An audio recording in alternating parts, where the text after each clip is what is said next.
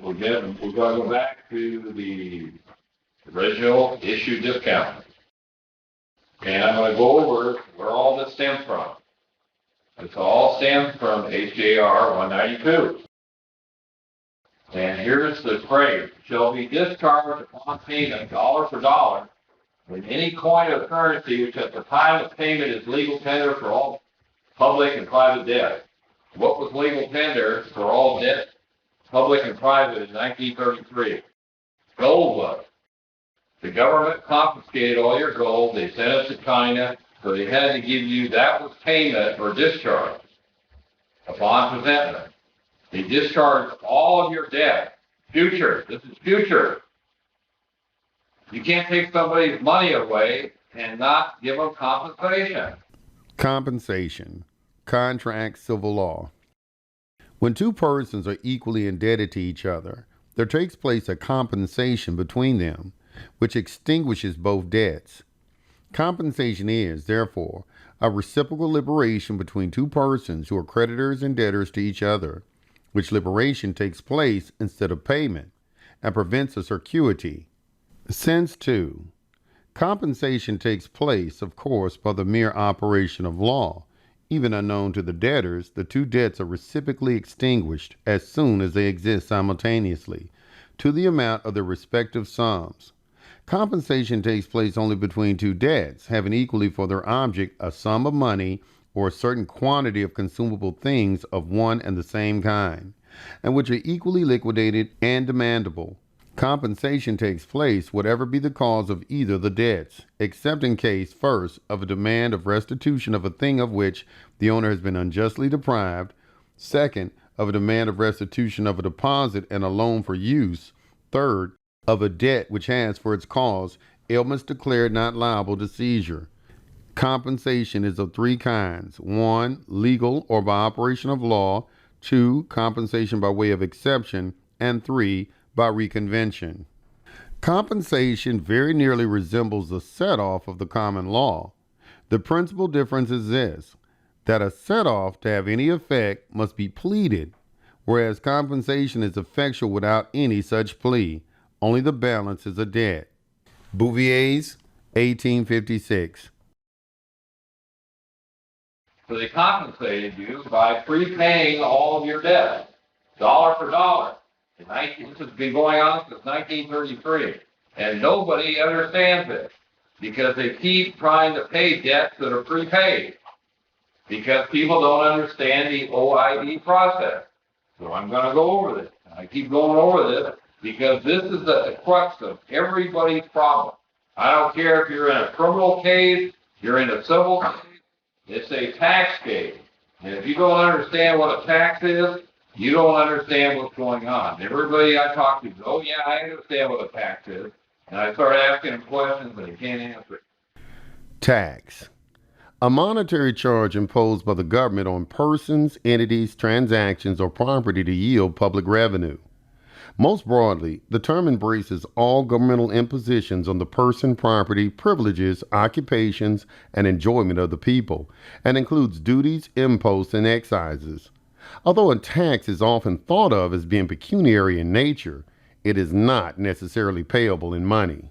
Taxes are enforced proportional contributions from persons and property levied by the state by virtue of its sovereignty for the support of government and for all public needs. This definition of taxes, often referred to as Cooley's definition, has been quoted and endorsed or approved expressly or otherwise by many different courts. While this definition of taxes characterizes them as contributions, other definitions refer to them as impost, duty or impost, charges, burdens, or exactions, but these variations in phraseology are of no practical importance. Black's Law Dictionary, 8th edition. That means they don't understand what taxes are. It's not a tax until you do an assessment. You have to assess the tax. Why do you have to assess the tax? Because you own the credit that the government uses. You are the owner of the credit. You are the creditor in fact. That's why the government, every time they use your credit, has to give you an OID identifying you as the payor and themselves as the recipient of the funds. Everybody understand that? You can't get much simpler than that. Go read the OID publication. Go read publication 1212. I haven't met one person in the Patriot community that's ever read publication 1212. I'm going to take you in there and explain it to you so that everybody can understand it. You got to understand that your law, everybody's looking for a remedy. You can't get a remedy until you understand what's going on. That's why God invented me. I'm going to explain to you. I've been studying this stuff for 50 years. And I'm going to prove to you right now. Go to page 6. Nobody has read this publication. Nobody. N-O-B-O-D-Y. Nobody reads this publication. This tells you what is going on. There's one paragraph in this document that gives you the whole key to the whole redemption process. And I'm going to show you what it is. And nobody knows this even exists. Download publication 1212 off the IRS website. Follow along with me, and you'll learn what's going on. Nominee. This is what's going on. What are they doing? They're doing a nominee for the true owner, which is you. If you are the holder of an OID, original issue discount debt instrument, and you receive a Form 1099 OID that shows your taxpayer identification number and includes amounts belonging to another person, you are considered a nominee. Well, what are those amounts belonging to another person? That's the amount of the bills that all of these corporations are sending you every month for the use of your credit.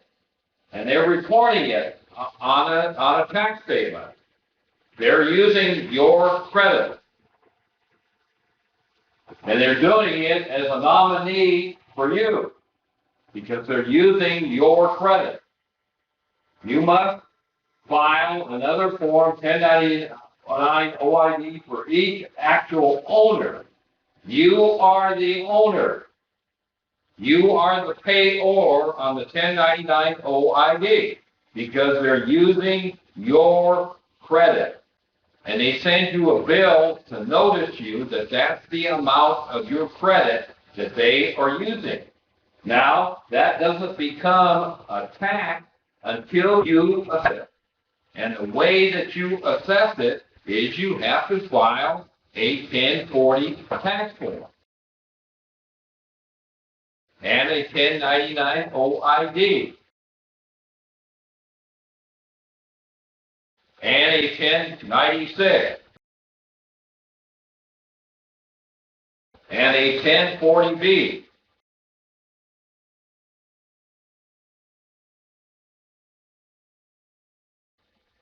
And you do it. Pay to the orderer. Who do you pay it to? You pay it to the U.S. Department of Treasury. Why? Because the U.S. Department of Treasury is handling the bookkeeping. And unless you report it as a return or a tax, they can't do the bookkeeping on it. That's why the Treasury's books are all screwed up.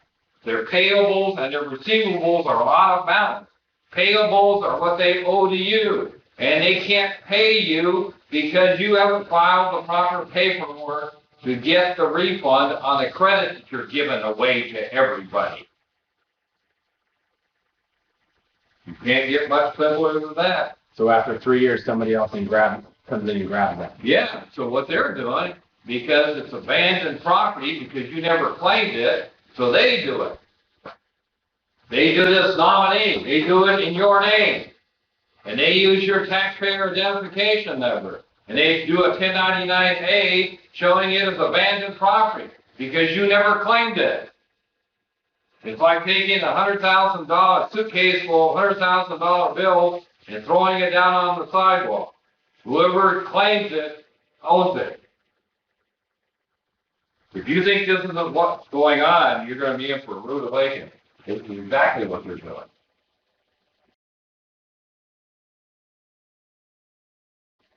If you are a holder of an OID instrument that shows your taxpayer, that's why you ask them for their taxpayer identification number. Because that way you can identify them as the recipient of the fund. You can't do that until you get their taxpayer identification number.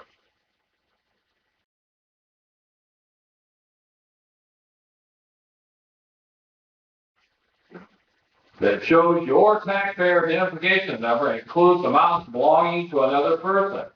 You are considered a nominee. Well, what are the amounts belonging to another person? That's the amount of the credit that they're using. That's the amount of the credit, and that's represented by the tax, by you assessing the tax. When you assess the tax, it becomes a return or a tax issue, or a tax matter. Now, if you show them as the recipient of the fund, then the IRS can issue you a refund. But this is what they're doing. And if you don't do this, then you've abandoned the funds. So they give them away to somebody else. If you think this isn't what's going on, I've talked to Alton Brown,